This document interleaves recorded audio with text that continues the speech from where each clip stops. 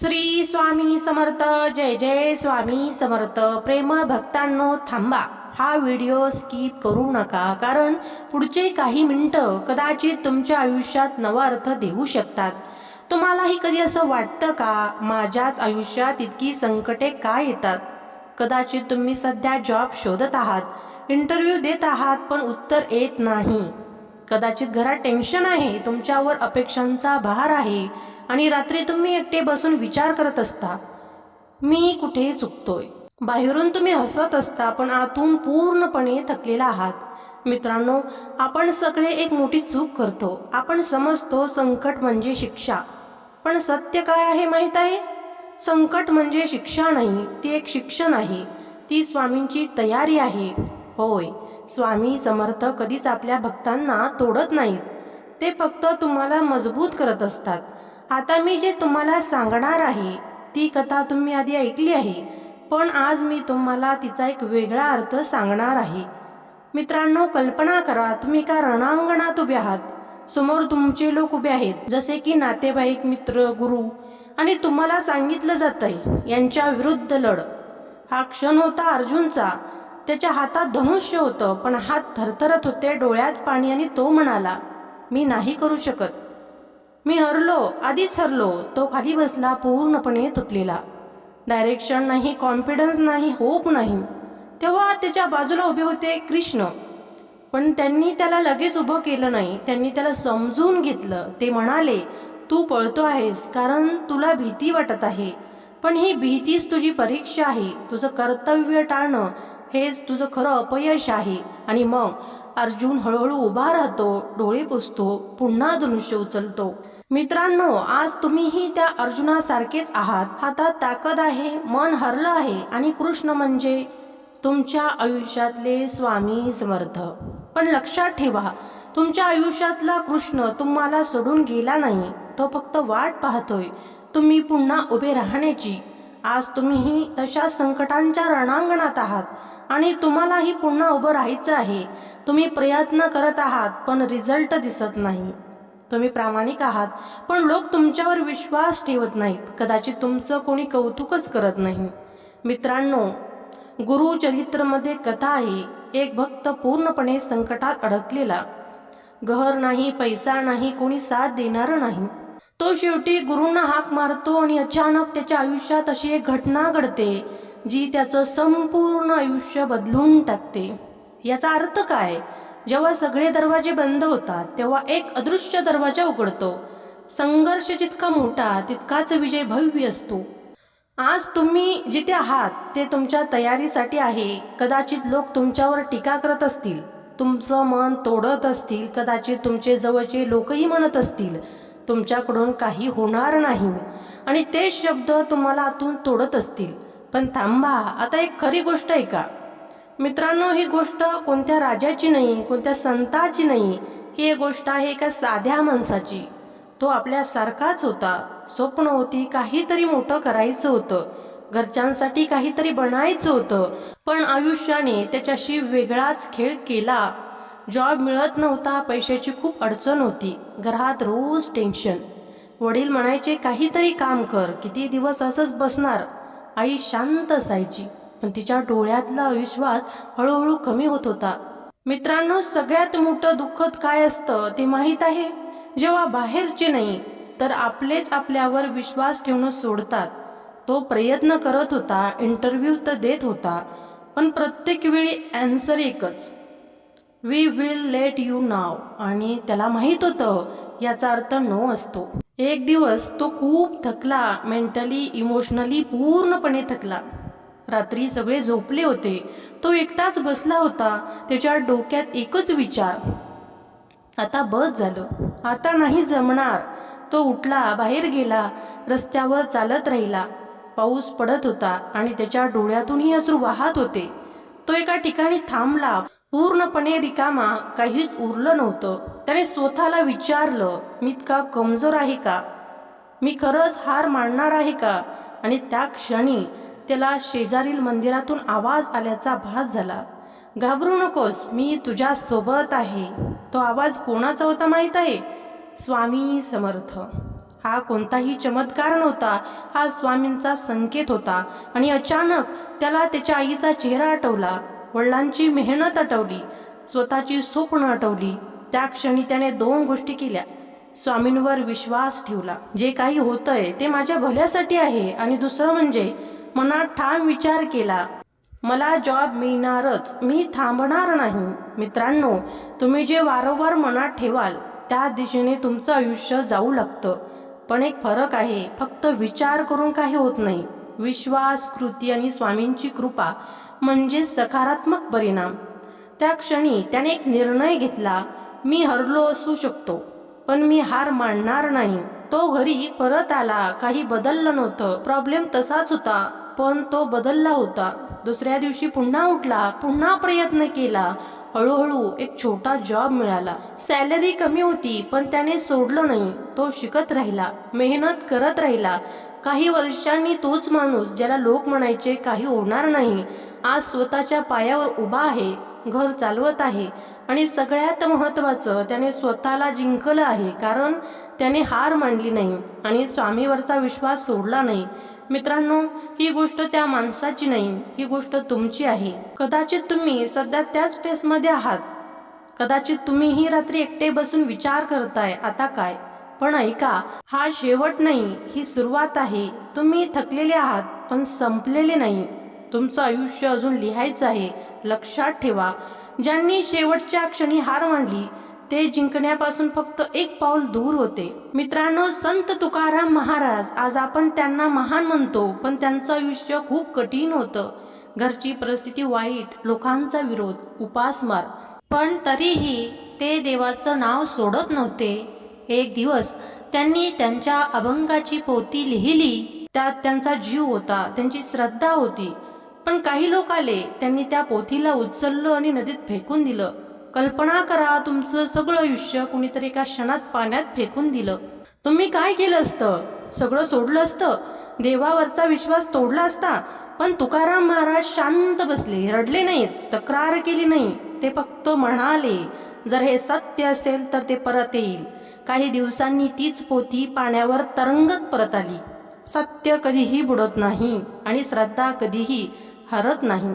मित्रांनो, आज लोक तुमच्यावर हसत आहेत, तुमचं काम कमी लेखत आहेत. पण जर तुमचं काम खरं असेल तर एक दिवस तो वर येणारच. जर तुम्ही इथपर्यंत पाहिलं असेल तर एक प्रश्न स्वतःला विचारा, मी हार मानणार आहे का? मी अजून एकदा प्रयत्न करणार आहे. हा व्हिडिओ तुम्हाला काही कारणांशिवाय दिसला नाही.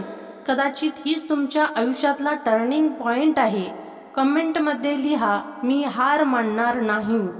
आता डोळे बंद करा, मन शांत करा आणि माझ्या सोबत म्हणा, ओम श्री स्वामी समर्थाय शरणागतम मा रक्ष रक्ष दीनार्तस्य कृपाम कुरु नमो नमः. चला तर मग मंत्राला सुरुवात करूया. तत्पूर्वी तुम्ही चॅनलवरती नवीन असाल तर चॅनलला लाईक आणि सबस्क्राईब केल्याशिवाय पुढे जाऊ नका. ओम श्री स्वामी समर्थाय शरणागतं मा रक्ष रक्ष दीनार्तस्य कृपां कुरु नमो नमः.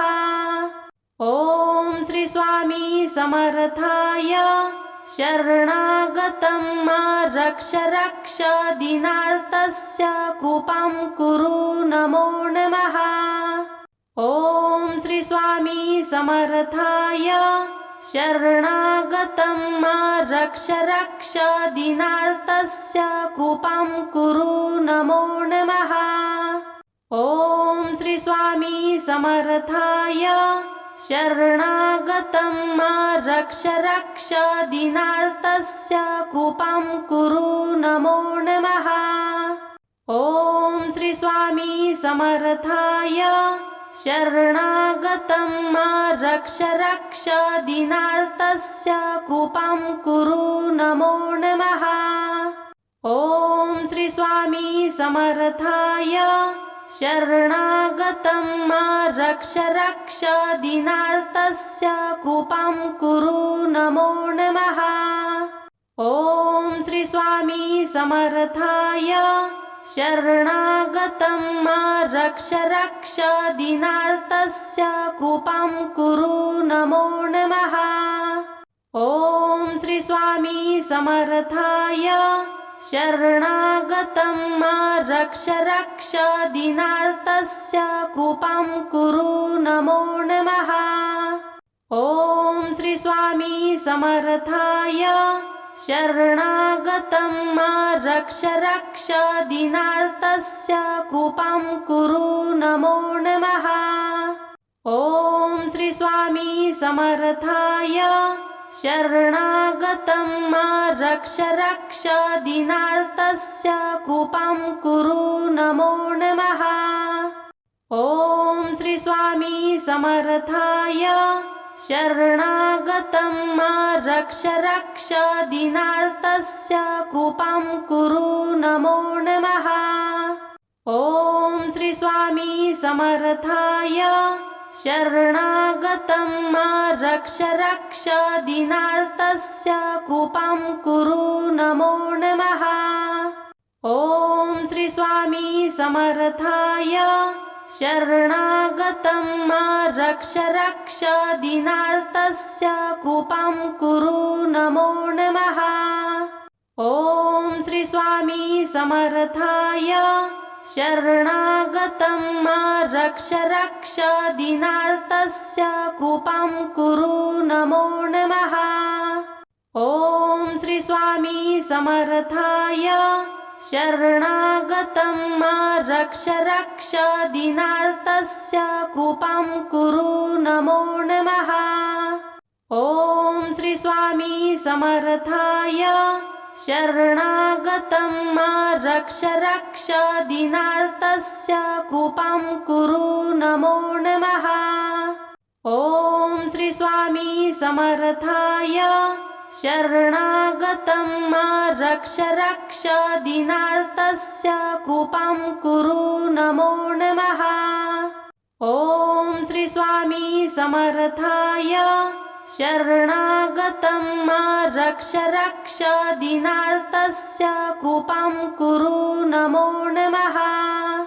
ओम श्री स्वामी समर्थाय शरणागतं मा रक्ष रक्ष दीनार्तस्य कृपां कुरु नमो नमः।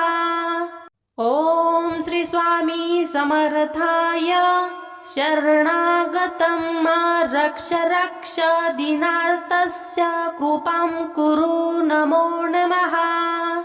ओम श्री स्वामी समर्थाय शरणागतं मा रक्ष रक्ष दीनार्तस्य कृपां कुरु नमो नमः। ओम श्री स्वामी समर्थाय शरणागतं मा रक्ष रक्ष दीनार्तस्य कृपां कुरु नमो नमः। ओम श्री स्वामी समर्थाय शरणागतं मा रक्ष रक्ष दीनार्तस्य कृपां कुरु नमो नमः। ओम श्री स्वामी समर्थाय शरणागतं मा रक्ष रक्ष दीनार्तस्य कृपां कुरु नमो नमः। ओम श्री स्वामी समर्थाय शरणागतं मा रक्ष रक्ष दीनार्तस्य कृपां कुरु नमो नमः। ओम श्री स्वामी समर्थाय शरणागतं मा रक्ष रक्ष दीनार्तस्य कृपां कुरु नमो नमः। ओम श्री स्वामी समर्थाय शरणागतं मा रक्ष रक्ष दीनार्तस्य कृपां कुरु नमो नमः। ओम श्री स्वामी समर्थाय शरणागतं मा रक्ष रक्ष दीनार्तस्य कृपां कुरु नमो नमः। ओम श्री स्वामी समर्थाय शरणागतं मा रक्ष रक्ष दीनार्तस्य कृपां कुरु नमो नमः। ओम श्री स्वामी समर्थाय शरणागतं मा रक्ष रक्ष दीनार्तस्य कृपां कुरु नमो नमः। ओम श्री स्वामी समर्थाय शरणागतं मा रक्ष रक्ष दीनार्तस्य कृपां कुरु नमो नमः। ओम श्री स्वामी समर्थाय शरणागतं मा रक्ष रक्ष दीनार्तस्य कृपां कुरु नमो नमः। ओम श्री स्वामी समर्थाय शरणागतं मा रक्ष रक्ष दीनार्तस्य कृपां कुरु नमो नमः। ओम श्री स्वामी समर्थाय शरणागतं मा रक्ष रक्ष दीनार्तस्य कृपां कुरु नमो नमः। ओम श्री स्वामी समर्थाय शरणागतं मा रक्ष रक्ष दीनार्तस्य कृपां कुरु नमो नमः। ओम श्री स्वामी समर्थाय शरणागतं मा रक्ष रक्ष दीनार्तस्य कृपां कुरु नमो नमः। ओम श्री स्वामी समर्थाय शरणागतं मा रक्ष रक्ष दीनार्तस्य कृपां कुरु नमो नमः। ओम श्री स्वामी समर्थाय शरणागतं मा रक्ष रक्ष दीनार्तस्य कृपां कुरु नमो नमः। ओम श्री स्वामी समर्थाय शरणागतं मा रक्ष रक्ष दीनार्तस्य कृपां कुरु नमो नमः। ओम श्री स्वामी समर्थाय शरणागतं मा रक्ष रक्ष दीनार्तस्य कृपां कुरु नमो नमः। ओम श्री स्वामी समर्थाय शरणागतं मा रक्ष रक्ष दीनार्तस्य कृपां कुरु नमो नमः। ओम श्री स्वामी समर्थाय शरणागतं मा रक्ष रक्ष दीनार्तस्य कृपां कुरु नमो नमः। ओम श्री स्वामी समर्थाय शरणागतं मा रक्ष रक्ष दीनार्तस्य कृपां कुरु नमो नमः। ओम श्री स्वामी समर्थाय शरणागतं मा रक्ष रक्ष दीनार्तस्य कृपां कुरु नमो नमः। ओम श्री स्वामी समर्थाय शरणागतं मा रक्ष रक्ष दीनार्तस्य कृपां कुरु नमो नमः। ओम श्री स्वामी समर्थाय शरणागतं मा रक्ष रक्ष दीनार्तस्य कृपां कुरु नमो नमः। ओम श्री स्वामी समर्थाय शरणागतं मा रक्ष रक्ष दीनार्तस्य कृपां कुरु नमो नमः। ओम श्री स्वामी समर्थाय शरणागतं मा रक्ष रक्ष दीनार्तस्य कृपां कुरु नमो नमः। ओम श्री स्वामी समर्थाय शरणागतं मा रक्ष रक्ष दीनार्तस्य कृपां कुरु नमो नमः। ओम श्री स्वामी समर्थाय शरणागतं मा रक्ष रक्ष दीनार्तस्य कृपां कुरु नमो नमः। ओम श्री स्वामी समर्थाय शरणागतं मा रक्ष रक्ष दीनार्तस्य कृपां कुरु नमो नमः। ओम श्री स्वामी समर्थाय शरणागतं मा रक्ष रक्ष दीनार्तस्य कृपां कुरु नमो नमः। ओम श्री स्वामी समर्थाय शरणागतं मा रक्ष रक्ष दीनार्तस्य कृपां कुरु नमो नमः। ओम श्री स्वामी समर्थाय शरणागतं मा रक्ष रक्ष दीनार्तस्य कृपां कुरु नमो नमः। ओम श्री स्वामी समर्थाय शरणागतं मा रक्ष रक्ष दीनार्तस्य कृपां कुरु नमो नमः। ओम श्री स्वामी समर्थाय शरणागतं मा रक्ष रक्ष दीनार्तस्य कृपां कुरु नमो नमः। ओम श्री स्वामी समर्थाय शरणागतं मा रक्ष रक्ष दीनार्तस्य कृपां कुरु नमो नमः।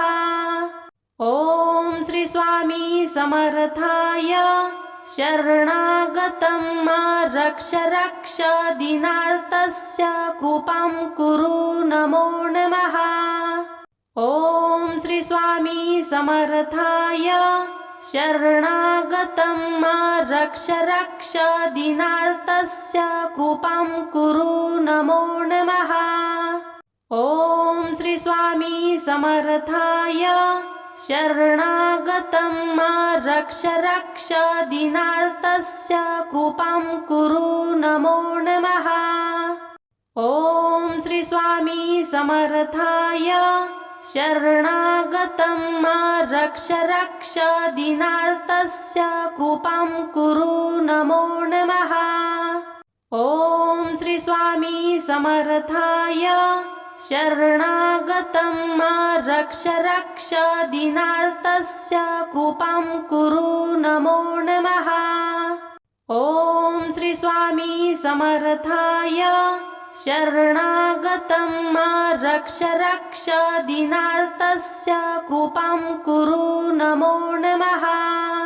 ओम श्री स्वामी समर्थाय शरणागतं मा रक्ष रक्ष दीनार्तस्य कृपां कुरु नमो नमः। ओम श्री स्वामी समर्थाय शरणागतं मा रक्ष रक्ष दीनार्तस्य कृपां कुरु नमो नमः। ओम श्री स्वामी समर्थाय शरणागतं मा रक्ष रक्ष दीनार्तस्य कृपां कुरु नमो नमः। ओम श्री स्वामी समर्थाय शरणागतं मा रक्ष रक्ष दीनार्तस्य कृपां कुरु नमो नमः। ओम श्री स्वामी समर्थाय शरणागतं मा रक्ष रक्ष दीनार्तस्य कृपां कुरु नमो नमः। ओम श्री स्वामी समर्थाय शरणागतं मा रक्ष रक्ष दीनार्तस्य कृपां कुरु नमो नमः। ओम श्री स्वामी समर्थाय शरणागतं मा रक्ष रक्ष दीनार्तस्य कृपां कुरु नमो नमः। ओम श्री स्वामी समर्थाय शरणागतं मा रक्ष रक्ष दीनार्तस्य कृपां कुरु नमो नमः। ओम श्री स्वामी समर्थाय शरणागतं मा रक्ष रक्ष दीनार्तस्य कृपां कुरु नमो नमः। ओम श्री स्वामी समर्थाय शरणागतं मा रक्ष रक्ष दीनार्तस्य कृपां कुरु नमो नमः। ओम श्री स्वामी समर्थाय शरणागतं मा रक्ष रक्ष दीनार्तस्य कृपां कुरु नमो नमः। ओम श्री स्वामी समर्थाय शरणागतं मा रक्ष रक्ष दीनार्तस्य कृपां कुरु नमो नमः। ओम श्री स्वामी समर्थाय शरणागतं मा रक्ष रक्ष दीनार्तस्य कृपां कुरु नमो नमः। ओम श्री स्वामी समर्थाय शरणागतं मा रक्ष रक्ष दीनार्तस्य कृपां कुरु नमो नमः। ओम श्री स्वामी समर्थाय शरणागतं मा रक्ष रक्ष दीनार्तस्य कृपां कुरु नमो नमः। ओम श्री स्वामी समर्थाय शरणागतं मा रक्ष रक्ष दीनार्तस्य कृपां कुरु नमो नमः। ओम श्री स्वामी समर्थाय शरणागतं मा रक्ष रक्ष दीनार्तस्य कृपां कुरु नमो नमः। ओम श्री स्वामी समर्थाय शरणागतं मा रक्ष रक्ष दीनार्तस्य कृपां कुरु नमो नमः। ओम श्री स्वामी समर्थाय शरणागतं मा रक्ष रक्ष दीनार्तस्य कृपां कुरु नमो नमः। ओम श्री स्वामी समर्थाय शरणागतं मा रक्ष रक्ष दीनार्तस्य कृपां कुरु नमो नमः। ओम श्री स्वामी समर्थाय शरणागतं मा रक्ष रक्ष दीनार्तस्य कृपां कुरु नमो नमः। ओम श्री स्वामी समर्थाय शरणागतं मा रक्ष रक्ष दीनार्तस्य कृपां कुरु नमो नमः। ओम श्री स्वामी समर्थाय शरणागतं मा रक्ष रक्ष दीनार्तस्य कृपां कुरु नमो नमः। ओम श्री स्वामी समर्थाय शरणागतं मा रक्ष रक्ष दीनार्तस्य कृपां कुरु नमो नमः। ओम श्री स्वामी समर्थाय शरणागतं मा रक्ष रक्ष दीनार्तस्य कृपां कुरु नमो नमः। ओम श्री स्वामी समर्थाय शरणागतं मा रक्ष रक्ष दीनार्तस्य कृपां कुरु नमो नमः। ओम श्री स्वामी समर्थाय शरणागतं मा रक्ष रक्ष दीनार्तस्य कृपां कुरु नमो नमः। ओम श्री स्वामी समर्थाय शरणागतं मा रक्ष रक्ष दीनार्तस्य कृपां कुरु नमो नमः। ओम श्री स्वामी समर्थाय शरणागतं मा रक्ष रक्ष दीनार्तस्य कृपां कुरु नमो नमः। ओम श्री स्वामी समर्थाय शरणागतं मा रक्ष रक्ष दीनार्तस्य कृपां कुरु नमो नमः। ओम श्री स्वामी समर्थाय शरणागतं मा रक्ष रक्ष दीनार्तस्य कृपां कुरु नमो नमः। ओम श्री स्वामी समर्थाय शरणागतं मा रक्ष रक्ष दीनार्तस्य कृपां कुरु नमो नमः। ओम श्री स्वामी समर्थाय शरणागतं मा रक्ष रक्ष दीनार्तस्य कृपां कुरु नमो नमः। ओम श्री स्वामी समर्थाय शरणागतं मा रक्ष रक्ष दीनार्तस्य कृपां कुरु नमो नमः। ओम श्री स्वामी समर्थाय शरणागतं मा रक्ष रक्ष दीनार्तस्य कृपां कुरु नमो नमः। ओम श्री स्वामी समर्थाय शरणागतं मा रक्ष रक्ष दीनार्तस्य कृपां कुरु नमो नमः। ओम श्री स्वामी समर्थाय शरणागतं मा रक्ष रक्ष दीनार्तस्य कृपां कुरु नमो नमः। ॐ श्री स्वामी समर्थाय शरणागतं मा रक्ष रक्ष दीनार्तस्य कृपां कुरु नमो नमः। ॐ श्री स्वामी समर्थाय शरणागतं मा रक्ष रक्ष दीनार्तस्य कृपां कुरु नमो नमः। ॐ श्री स्वामी समर्थाय शरणागतं मा रक्ष रक्ष दीनार्तस्य कृपां कुरु नमो नमः। ॐ श्री स्वामी समर्थाय शरणागतं मा रक्ष रक्ष दीनार्तस्य कृपां कुरु नमो नमः। ॐ श्री स्वामी समर्थाय शरणागतं मा रक्ष रक्ष दीनार्तस्य कृपां कुरु नमो नमः। ॐ श्री स्वामी समर्थाय शरणागतं मा रक्ष रक्ष दीनार्तस्य कृपां कुरु नमो नमः। ॐ श्री स्वामी समर्थाय शरणागतं मा रक्ष रक्ष दीनार्तस्य कृपां कुरु नमो नमः।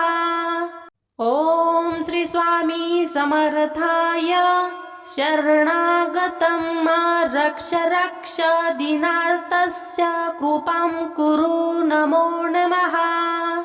ॐ श्री स्वामी समर्थाय शरणागतं मा रक्ष रक्ष दीनार्तस्य कृपां कुरु नमो नमः। ॐ श्री स्वामी समर्थाय शरणागतं मा रक्ष रक्ष दीनार्तस्य कृपां कुरु नमो नमः।